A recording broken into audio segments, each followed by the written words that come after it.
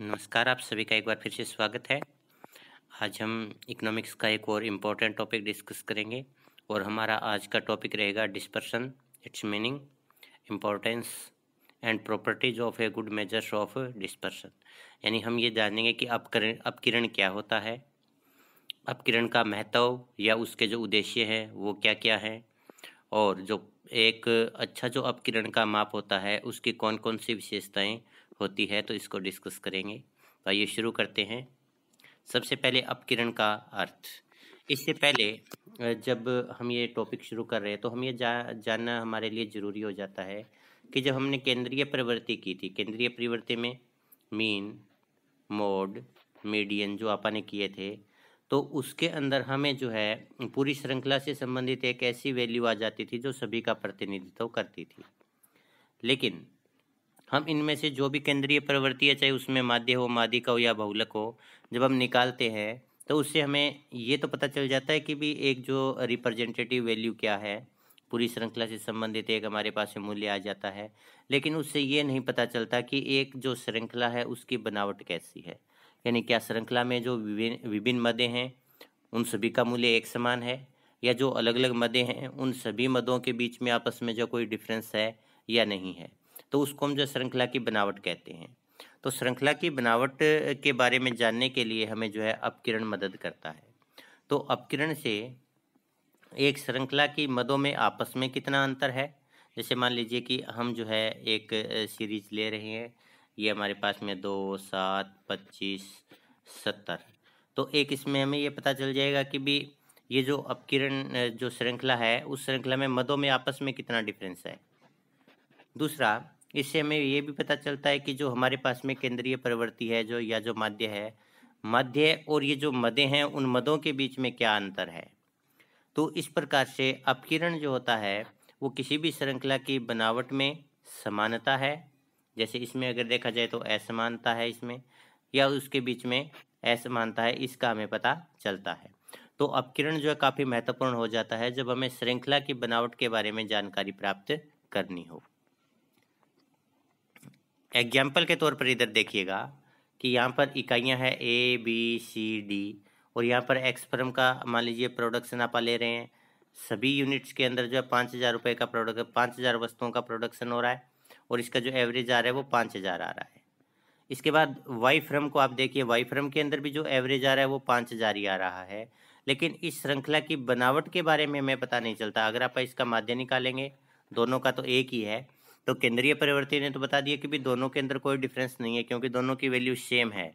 लेकिन जो ये डिस्पर्सन है या जो अपकिरण है उससे हमें ये पता चलेगा कि भी इनकी वैल्यू एक होने के बावजूद क्या श्रृंखला की बनावट सेम है या अलग अलग है। तो इसमें देखिएगा ये जो श्रृंखला है इसके अंदर जो है सबसे ज़्यादा ए का जो है वो प्रोडक्शन है, बी यूनिट के अंदर जो है 2,000 का प्रोडक्शन है, सी के अंदर 2,000 का और डी के अंदर 1,000 का। तो इस प्रकार से हम देखते हैं कि यहाँ पर जो प्रोडक्शन है उसमें असमानता है विभिन्न यूनिट में। तो ये जो हमें पता चलता है ये डिस्पर्सन से चलता है। अब आप डिस्पर्सन की परिभाषा देखते हैं। डॉक्टर बाउले के अनुसार अपकिरण मदों के विचरण का माप है। विचरण का मतलब उनके बीच में जो अंतर है, उनके बीच में जो डिफरेंसेस है, उसका जो माप किया जाता है उसे हम जो है अपकिरण कहते हैं। स्पीगेल के अनुसार संख्यात्मक आंकड़ों का एक माध्य मूल्य के दोनों ओर फैलने की जिस सीमा तक प्रवृत्ति रखते हैं उस सीमा को उन आंकड़ों का विचरण या अपकिरण कहते हैं। यानी मान लीजिए कि ये मध्य मूल्य है, मध्य मूल्य 10 है, इससे यहाँ पर जो मदें हैं वो मदें जो है आपस में एक दूसरे से कितनी दूरी रखती है, कितना फैलाव है, उसको हम जो है अपकिरण या विचरण कहते हैं। तो यही कि ये जो बीच की जो वैल्यू होगी केंद्रीय प्रवृत्ति होगी, केंद्रीय प्रवृत्ति से संबंधित बाकी जो मदें हैं उनके आगे और उनके पीछे उनका और इस केंद्रीय प्रवृत्ति के जो मूल्य है उसका कितना कितना अंतर है, इसका जो माप है वो अपकिरण कहलाता है। तो कुल मिलाकर के अगर हम निष्कर्ष के तौर पर देखें तो अपकिरण जो है एक ऐसा टूल है जिस टूल के माध्यम से किसी भी श्रृंखला की बनावट के बारे में जानकारी मिलती है, और उससे हमें ये पता चलता है कि एक श्रृंखला की जो मदें हैं उन मदों में आपस में कितना अंतर है। और दूसरा, अगर हम कोई भी केंद्रीय प्रवृत्ति लेते हैं, जैसे मीन ले लिया, मीडियन ले लिया, मोड ले लिया, तो उनका और जो विभिन्न प्रकार की मदें हैं उनका आपस में क्या डिफरेंस है। तो इस प्रकार से ये हाँ जो है वो अपकिरण का जो अर्थ था वो हमने देखा। अब हम इसके बाद देखते हैं कि अपकिरण जो है उसके उद्देश्य क्या क्या है या अपकिरण का महत्व क्या है। सबसे पहले है तुलनात्मक अध्ययन। अगर कोई भी दो श्रृंखलाएं हमें दे रखी है और उन श्रृंखलाओं की जो आपस में बनावट है उस बनावट की जो तुलना है वो अपकिरण से की जा सकती है। जैसे अगर आप यहाँ पर एवरेज लेते हैं तो एवरेज से हम इस श्रृंखला की बनावट के बारे में जानकारी प्राप्त नहीं कर सकते क्योंकि दोनों का ही मूल्य समान आ रहा है। लेकिन जब हम केंद्रीय प्रवृत्ति का जो माप उससे पता नहीं लगने पर हम अपकिरण का प्रयोग करेंगे, डिस्पर्सन का प्रयोग करेंगे और डिस्पर्सन से हमें आसानी से पता चल जाता है कि जो अलग अलग श्रृंखलाएं हैं उन श्रृंखलाओं का जो है आपस में कितना अंतर है और उस अंतर के माप के आधार पर हम जो है उनमें आपस में कंपैरिजन कर सकते हैं। तो ये डिस्पर्सन जो होता है वो श्रृंखला की जो बनावट होती है उस श्रृंखला की बनावट के आधार पर जो अलग अलग श्रृंखलाएं हैं उन श्रृंखलाओं में तुलना करने में सहायक होता है।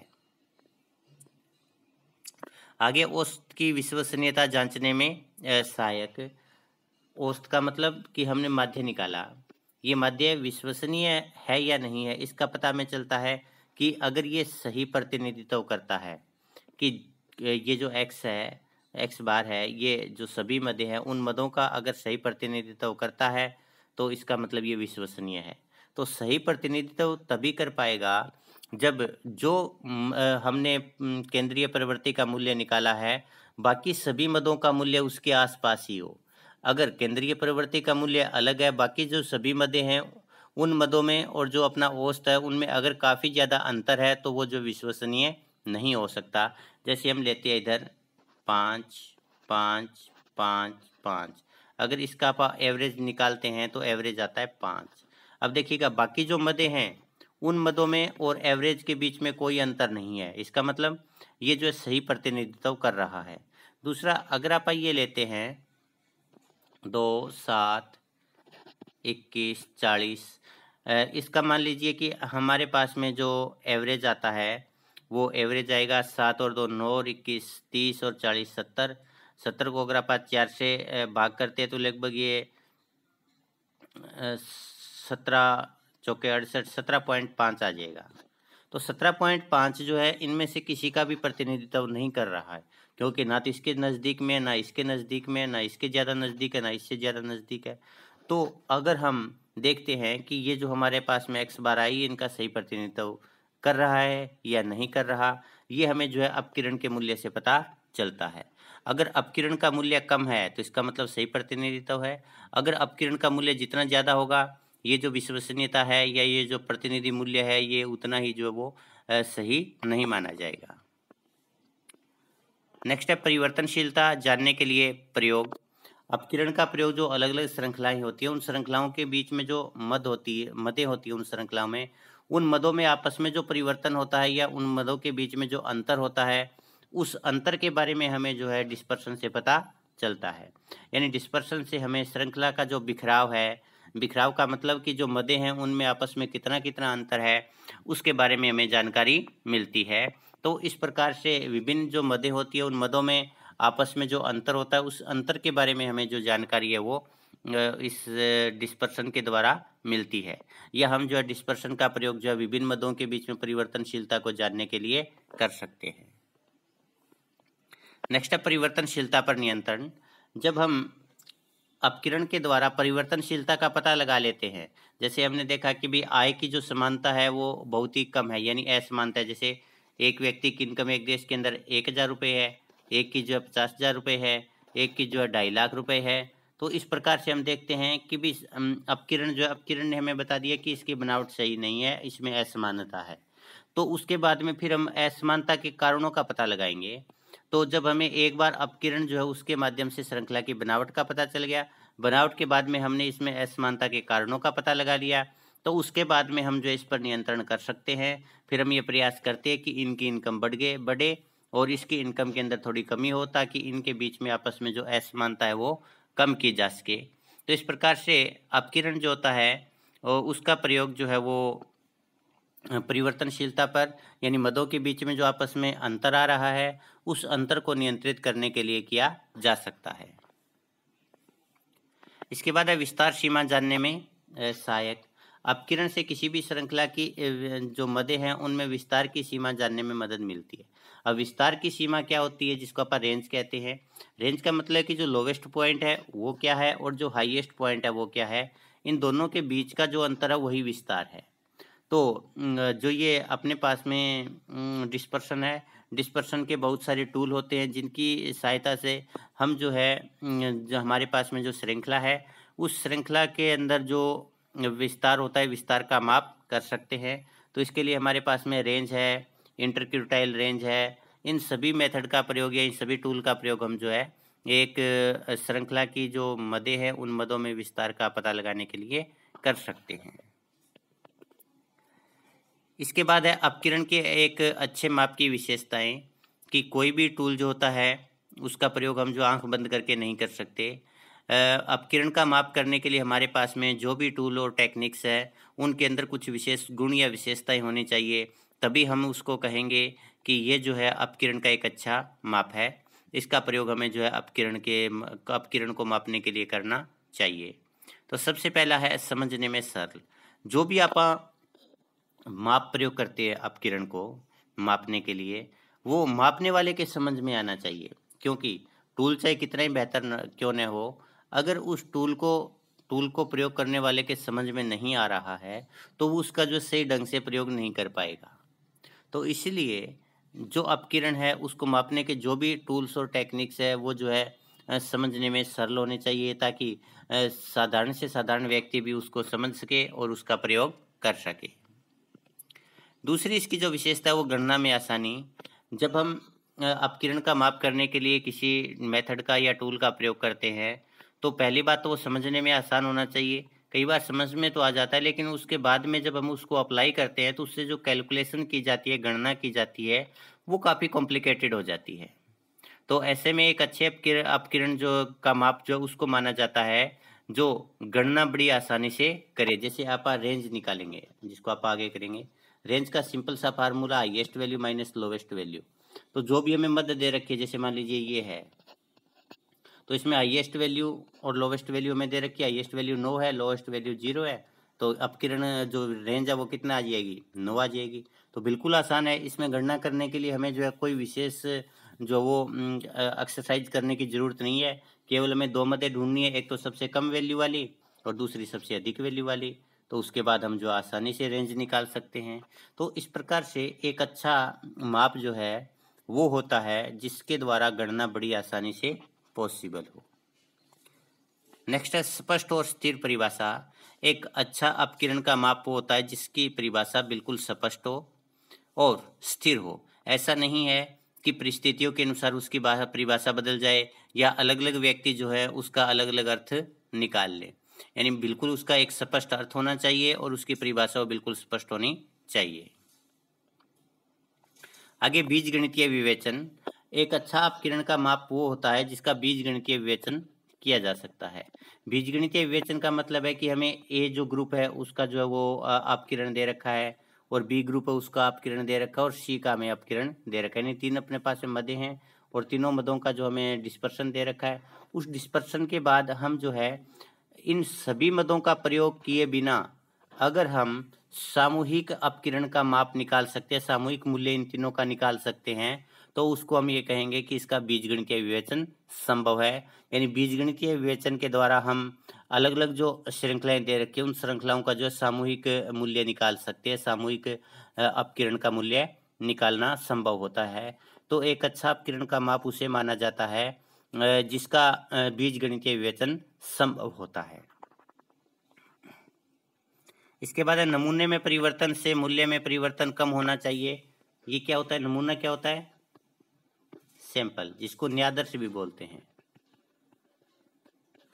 तो जब हम कोई सैंपल कैलकुलेशन करते हैं तो ये संभव नहीं होता है कि भी सभी जो मदें हैं उनको हम कैलकुलेट करें। जैसे मान लीजिए कि हम जो है ये जानना चाहते हैं कि विद्यार्थी जो है उनका औसत भार जो है वो क्या है। अब औसत भार जानने के लिए मान लीजिए कि भी हमारे कॉलेज के अंदर जो है 1000 से ज़्यादा विद्यार्थी है, तो ऐसे में प्रत्येक विद्यार्थी का जो भार है वो मापना पॉसिबल नहीं है। तो ऐसे में हम ये करेंगे कि केवल कुछ जो विद्यार्थी उनको सैंपल के तौर पर चुनेंगे। सपोज कि हमने 1000 में से जब 50 विद्यार्थियों का एक सैंपल ले लिया, तो 50 विद्यार्थियों का जो हम एवरेज निकालेंगे, वो एवरेज जो है पूरे कॉलेज का प्रतिनिधित्व करेगा। तो इस अवस्था के अंदर अगर हम इस 50 में से किसी 5 को निकाल देते हैं और किसी 5 नए को ऐड कर लेते हैं, तो उस अवस्था के अंदर जो पहले डिस्पर्सन की वैल्यू थी उसमें और बाद में जो कोई विशेष अंतर नहीं आना चाहिए। अगर बार-बार सैंपल के बदलने पर डिस्पर्सन का मूल्य बदल जाता है, तो उस डिस्पर्सन के जो टूल्स है उसको जो अच्छा नहीं माना जाता। तो जब कभी भी सैंपल का परिवर्तन किया जाता है, तो सैंपल के परिवर्तन करने पर डिस्पर्सन के मूल्य में ज़्यादा परिवर्तन नहीं होना चाहिए। इसके बाद सभी मूल्यों पर आधारित डिस्पर्सन जो होता है वो सभी मूल्यों पर आधारित होना चाहिए। जैसे आप रेंज निकालते हैं, रेंज का फार्मूला हमारे पास में highest value minus lowest value है, तो इसमें हमें केवल 2 ही मदों की जरूरत है, जैसे 1, 5, 7, 20। एक तो हमें लोवेस्ट वैल्यू चाहिए और एक हमें जो हाईएस्ट वैल्यू चाहिए। बाकी इसके बीच में चाहे कितने भी मदे हों, हमें उससे कुछ लेना देना नहीं होता। तो ऐसे में ये जो डिस्पर्सन है ये अच्छा नहीं माना जाएगा, क्योंकि ये सभी मूल्यों पर आधारित नहीं है, ये केवल एक्सट्रीम वैल्यू पर आधारित है, केवल अधिकतम और न्यूनतम मूल्यों पर आधारित है। तो अगर कोई भी डिस्पर्सन का आप टूल यूज कर रहे हैं, अगर वो डिस्पर्सन निकालते समय सभी मदों के सभी मूल्यों का प्रयोग करता है, तो उस डिस्पर्सन को अच्छा माना जाएगा। अब हम मूल्यांकन देखते हैं कि अभी तक हमने ये जो डिस्पर्सन किया है, उस डिस्पर्सन के टॉपिक से संबंधित कौन कौन से क्वेश्चन बनते हैं। सबसे पहले अपकिरण को जब परिभाषित कीजिए, व्हाट इज डिस्पर्सन। तो यहाँ पर हमें केवल उसको बताना है क्या है, उसके बाद में उसकी डेफिनेशन देनी है। इसके बाद है अपकिरण का एक जो वो महत्व है उस पर प्रकाश डालिए, या इसके जो वो अपकिरण के उद्देश्य भी पूछे जा सकते हैं, सेम है। अपकिरण के उद्देश्य या महत्व पर प्रकाश डालिए। इसके बाद है अपकिरण के एक अच्छे माप की विशेषताएं बताओ। तो ये तीनों क्वेश्चन आप कीजिएगा। इसके अंदर से कोई ना कोई क्वेश्चन जो है एग्जाम में आने की पूरी संभावना है। तो इसी के साथ अपना ये टॉपिक समाप्त होता है। धन्यवाद।